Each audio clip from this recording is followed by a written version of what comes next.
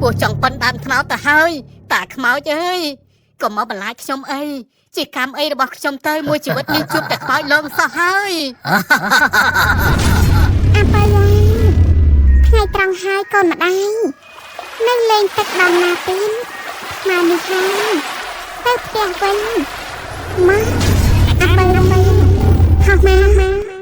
ទៅផ្ទះវិញអាប៉ាកូនអាដាញ់ខ្មោចទឹកវើយខ្មោចទឹកថាម៉េចអាគីជាកូនខ្មោចមែនកុំថាម៉េចទៅបុរាណអាចាំរត់លឿនមើលចាំអញផងជួយផងយ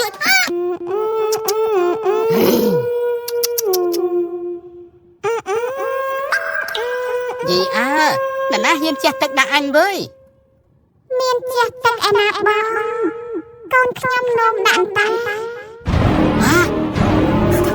ខ្មោចបំពេកូនចាំមែនរឿងក្រយ៉ៃខ្មោចលើ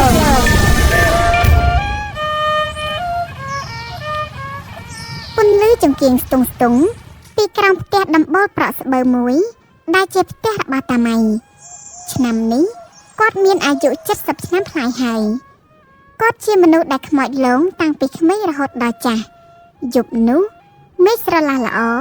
និងមានព្រះច័ន្ទពេញវង់ល្អណាស់តាម៉ៃបបួលចាយរបស់គាត់មកនិទានរឿងឲ្យស្ដាប់យប់នេះខែរះពេញវង់ល្អណាស់តានឹងនិទានរឿងខ្លះដែលតាធ្លាប់ជួបឲ្យចៅទាំងអស់គ្នាបានស្ដាប់បាទតាចាស់តារឿងអីដែរលោកតាចៅចង់ស្ដាប់រឿងទិនហ្វីតាខ្ញុំចង់ស្ដាប់រឿងព្រះនាងបាប៊ី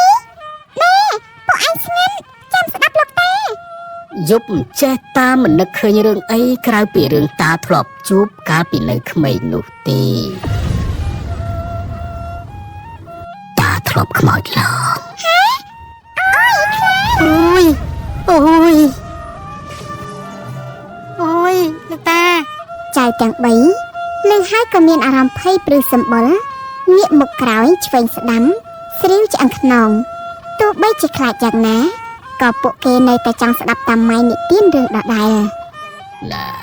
កាលពីតាអាយុសបាល់នឹងពួកចៅឯងនឹងណាតានាំមិត្តភក្តិតាទៅលេងទឹកឯណាលោកតាអូទឹកស្ទឹងខាងលិចភូមិយើងនឹងណាចៅតាបានបបួលគ្នាលេងដេញចាប់គ្នាក្នុងទឹកនឹងមានមិត្តតាម្នាក់ធ្វើស្វាចាំទីជាមួយទឹកចាប់បានអ្នកណាអ្នកនោះត្រូវចាំទីម្ដងហើយបន្ទាប់មកក៏ណែគ្មានអីដែលសប្បាយជាងលេងទឹកទេវេណែដែងចាំយើងច្រៀងឲ្យពួកឯងស្ដាប់លឹងទឹកអើនជួយលឹងចិត្តអើនជួយបានទេឥឡូវអមៃចាំទីឯងត្រូវហៅដេញចាប់យើងអាចាំតោះយើងតានឹងពួកមិត្តភក្តិកំពុងលេងទឹកយ៉ាងសប្បាយ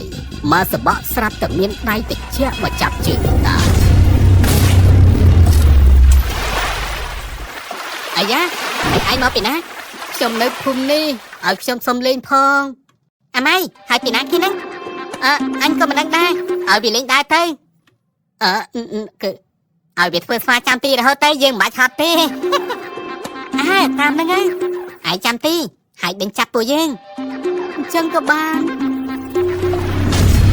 យើងទាំងអស់គ្នាលេងយ៉ាងសប្បាយណាស់មួយសន្ទុះក្រុមមិត្តតានិងពួកអដៃមិត្តតាប្រជុំគ្នាអាមួយនេះប្រកែជាមួយទឹកណាដៃវាចាប់ជើងអានេះផងចាប់ជើងអានោះផងមែនតាឥឡូវសាកជាមួយវាលើគោកម្ដងឲ្យវាចាំទីទៀតលេងបិទពួនតែអញ្ចឹងអាគៀមកណាពីណាឈ្មោះគៀវាខាងក្នុងទឹកអញ្ចឹងហៅវាអាគៀទៅមកពីពាក្យគង្គាយល់អត់អានេះ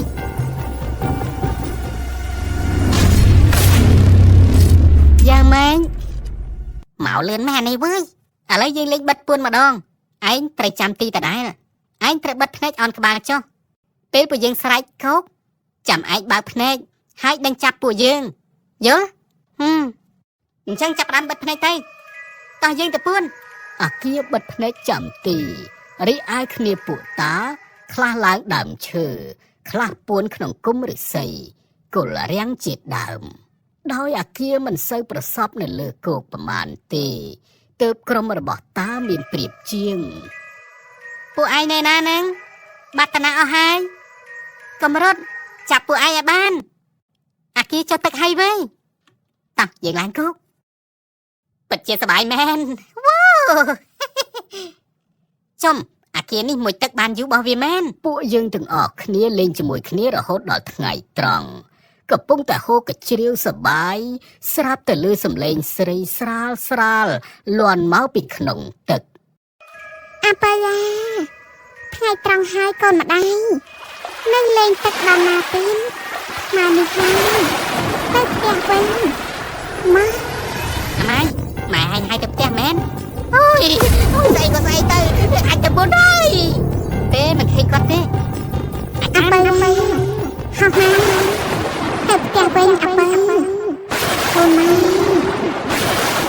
អាម៉ែខ្មោចទឹកហើយខ្មោចទឹកថាម៉េចអាគីជាកូនខ្មោចមែនក៏មកថាម៉េចទៅបុនហើយអាចារ្យរត់លឿនមកចាំអញផងជួយផងព្រៀនពេលទៅដល់ផ្ទះឈឺក្តៅខ្លួនញាក់យ៉ាងសន្ធំសន្តិចុះតាដែលទៅលេងទឹកនេះទៅនោះទៀតទេតាទៅដងទឹកប្រើប្រាស់តិចតួចមិនហ៊ានទៅនៅយូរទេតែតាក៏នឹកមិនចាស់តាដែរអាគារកូនខ្មោចនឹងតាលេងជាមួយវាសប្បាយមែនបងម៉ែចេះតែបបួលខ្ញុំទៅលេងទឹកកំមត់លេងទឹកយូរម្ដងតាចុះតាមានធ្លាប់ខ្មោចឡើងទៀតទេតានៅវ័យជំទង់កាលនោះតាចងគោក្បែរចំការពោតពេលកំពុងចងគោនឹងតាក៏បានឮសំឡេងប្រព្រុសប្រប្រាស់ជាងចំការពោតហើយនឹងសំឡេងទំពាពោតកាច់ពោតប្រើចំសំឡេងអីព្រុសប្រាស់ក្នុងចំការពោតអញ្ចឹង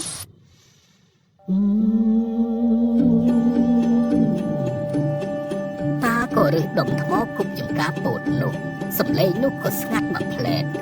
ហើយក៏លឺម្ដង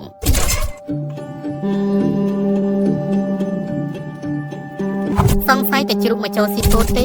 គប់បង្អើវាសិនសង្ស័យតែជ្រូកមែនហើយគប់ម្ដងទៀតមើលចំអីគេឲ្យប្រកាន់តែមើលសិនមើលចូលមកដើរមកសំឡេងនៅតែបន្តតាក៏ចូលទៅមើលតាក៏ដើរចូលទៅមើលតាមព្រឹងក្បាលហើយរកម្ចាស់សំឡេងតែមិនឃើញងើយមើលលើក៏ឃើញមនុស្សប្រុសខ្ពស់ប្រហែល2ម៉ែត្រមុខលះលួយមករកច្បាច់កតាអូយតាស្មានតែបងចដូនមួយដើរឲ្យលួយមកយីបងខ្ញុំហើយបានពុតសងំឈឹងតែម្នាក់ឯងតែហ្មងឯណាឯងគុំដុំថ្មទៅក្បាលយឺនហើយជួយផងជួយផងខ្មោចទៅណាមកឲ្យឆៃពោត2នាក់ខ្មោចក្នុងចំការពោតជួយផង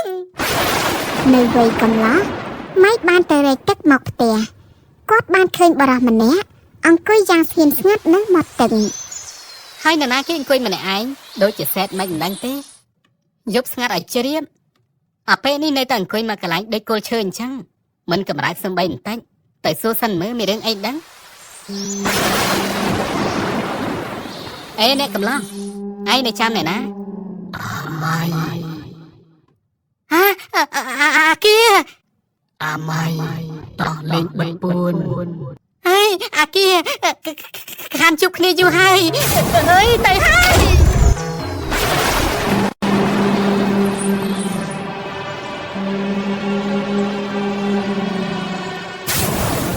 រត់មិនងាកក្រោយចោលដងរែកហើយនឹងធុងទឹកនៅមាត់ស្ទឹងនោះក្រោយមកដោយមានជំនឿយ៉ាងមុតមមនិងមាននិស្ស័យជាមួយនឹងព្រះពុទ្ធសាសនាតាក៏សម្រេចចិត្តបួសជាព្រះសង្ឃនៅវត្តមួយតាខិតខំរៀនធម៌និងជួយកិច្ចការវត្តមិនឲ្យព្រះចៅអធិការទាស់ប្រតិឡើយថ្ងៃមួយតាដើរមិនបានពេលដល់ក្បែរគុំឫស្សីមួយលោកប្អូន និមន្តចូលលេងកណាសិនមក ញោមទាំងមិនដឹងជាកម្មវិធីរបស់អាត្មាទេមាននិស័យជាមួយខ្មោចដល់ហើយចូលកូនសិនកុំឲ្យលងអាត្មាទេបាទនិមន្តទៅណាក្រៃណាចូលលេងផ្ទះកណាសិនមកបន្ទាប់ពីបួសបាន3ព្រះវស្សាក៏លាចាកសិក្ខាបទ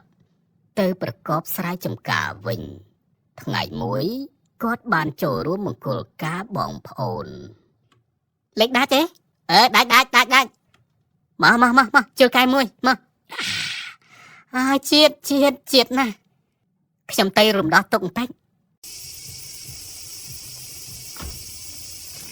នោមរួយឲ្យធូរខ្សាក់តែម្ដងអាយ៉ាស្រីស្អាតតាអេអូនមិនចេះឈរតែម្នាក់ឯងអញ្ចឹងផ្ទះនៅដល់ណា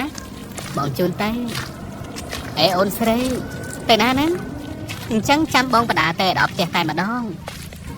ណែនាងដើរលឿនម្លេះចាំបងផងខ្មោចម៉ែអើយជួយខ្មោចឡើងទៀតហើយយោ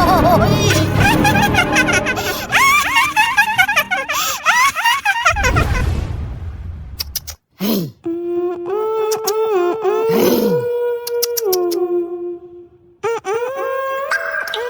យីអើណ៎ណាហ៊ានជះទឹកដាក់អញវើយ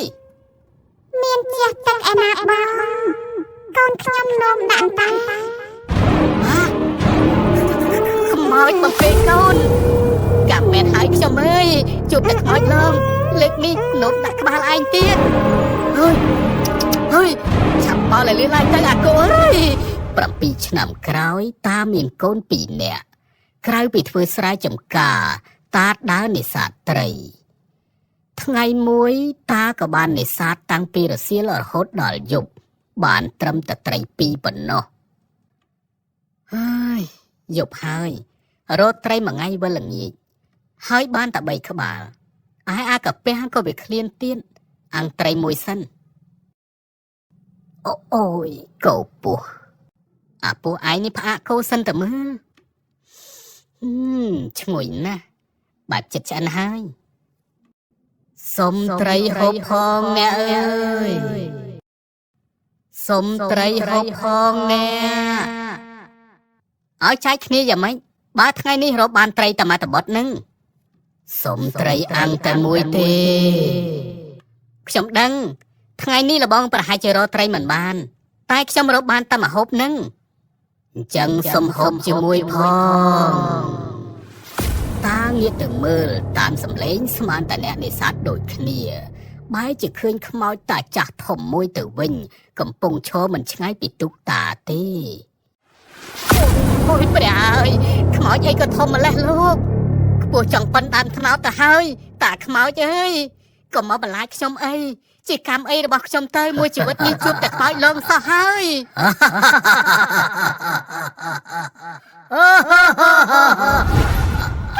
តាជប់ខ្មោចច្រើនណាស់ចៅមិនដែលឃើញខ្មោចទេតាខ្លាចវាឡងអមបងក៏ខ្លាចដែររូបវាអាក្រក់ណាស់គួរឲ្យខ្លាចណាស់តាចុះឥឡូវមានខ្មោចដោយការពីមុនទេតាខ្មោចតាចាស់នោះដើរសម្ដៅមកចិត្តទុកតាក៏ខំអុំទុកសសៀថយក្រោយរីឯខ្មោចចេះតែរំកិលចូលមកតាមលុះចូលមកគៀកទុកក៏រលាយបាត់ទៅចាលោកតាចាយល់ហើយលោកតាចៅទាំងអស់គ្នាកុំខ្លាចខ្មោចអីវាគ្រាន់តែជាជំនឿអរូបីជាស្រមោលដែលមកធ្វើឲ្យយើងឃើញតែមួយផ្លេតប៉ុណ្ណោះអ្វីដែលយើងត្រូវខ្លាចនោះគឺមនុស្សអាក្រក់ដែលលួចឆក់ប្លន់រំលោភសម្លាប់ឯនោះទេឯខ្មោចបើឃើញហើយគ្រាន់តែតាំងស្មារតីទប់អារម្មណ៍ធ្វើធម្មតាទៅវានឹងធូរស្រាលភ្លាមណាចៅបាទតាតាមពិតខ្មោចមានអីគួរឲ្យខ្លាចផងណោះអូនមុំ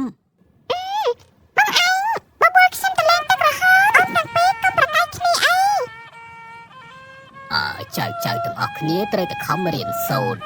ធំឡើងចៅទាំងអស់គ្នាគឺជាធនធានដ៏មានតម្លៃសម្រាប់អភិវឌ្ឍប្រទេសជាតិឲ្យរីកចម្រើនណាចៅយប់ជ្រៅហើយនាំគ្នាទៅដេកទៅណាចៅបានលោកតារាត្រីសួស្ដី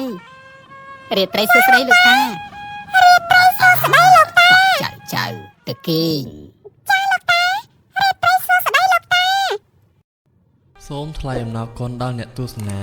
សូមជួយចុច like ចុច subscribe និងដាក់រូបកណ្ដឹងដើម្បីទទួលបានវីដេអូថ្មីៗពីខ្ញុំបាទផលិតរឿងនិទានខ្មែរ